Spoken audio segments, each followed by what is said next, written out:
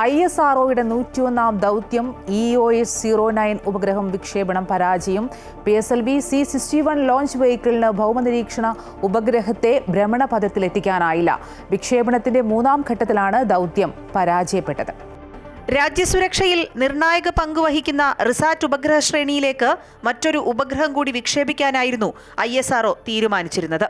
രാവിലെ 5:59 ശ്രീഹരിക്കോട്ടയിലെ സതീഷ് ധവാൻ സ്പേസ് സെന്ററിൽ നിന്ന് EOS-09 വഹിച്ച് കുതിച്ചുയർന്ന PSLVക്ക് പക്ഷേ ദൗത്യം വിജയകരമായി പൂർത്തിയാക്കാനായില്ല. വിക്ഷേപണത്തിന്റെ 3-ാം ഘട്ടത്തിൽ പ്രശ്നങ്ങൾ നേരിട്ടെന്ന് ISRO ചെയർമാൻ V. നാരായണൻ പറഞ്ഞു. During the functioning of the third stage, we are seeing a observation and the mission could not be accomplished.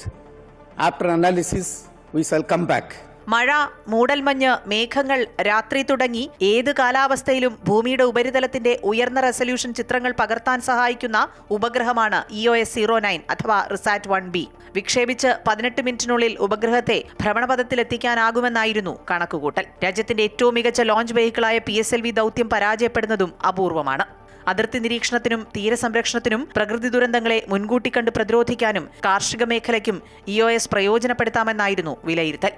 News desk, Amrita TV.